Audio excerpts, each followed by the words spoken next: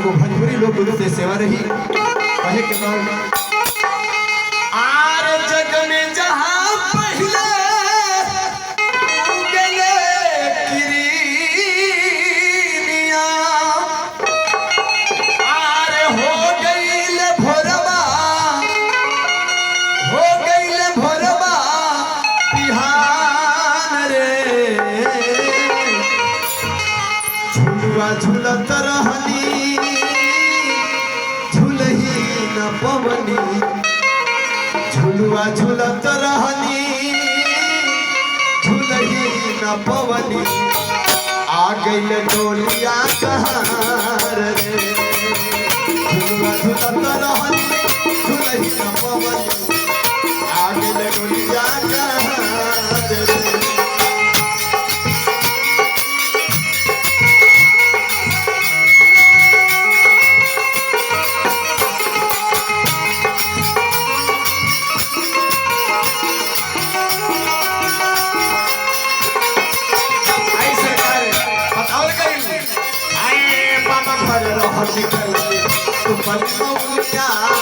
माटी के दुल्हा माटी के दुल्हिया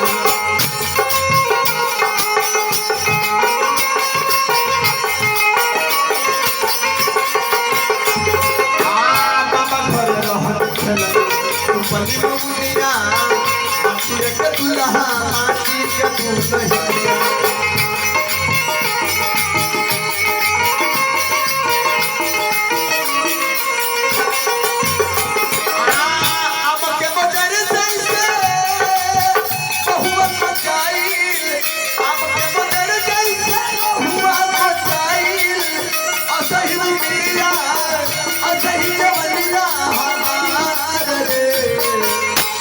झुलत रहनी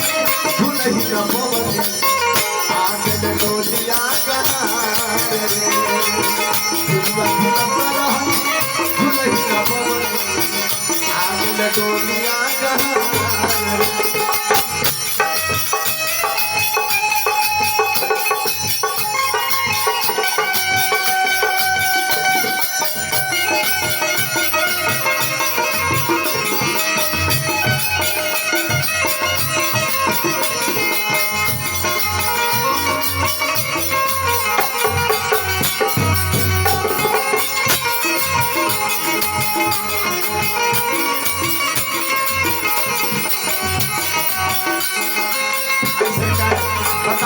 पहले के जमाने में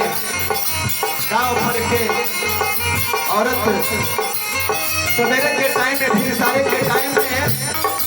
घर से बहरी किनारे पर पानी भरे जाते रहो ए बेरा के नारी पता लगता 10 बजे में अपना बिछावन पर सुगर न हो जाता है पहले के नारी रही हो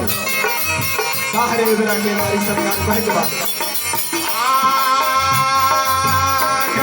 पुछी मले तो पकवाई ना रवा उतर सकतिया पर भोर भी सरवा आए गाँव के पुछी मले तो पकवाई ना रवा उतर सकतिया पर भोर भी सरवा आए हमके मोटर जैसे बहुआ को जाई हमके मोटर जैसे बहुआ को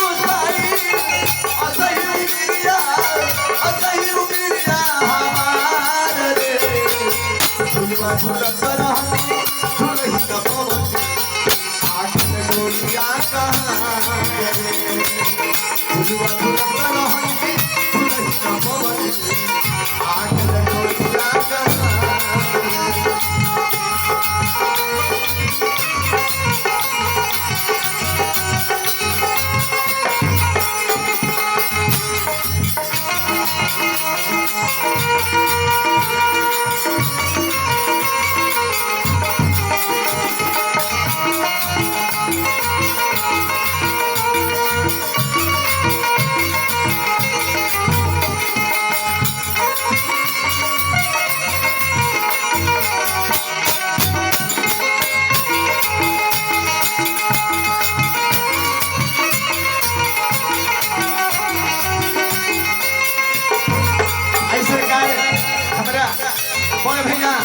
हमारा पदुमन यादव जी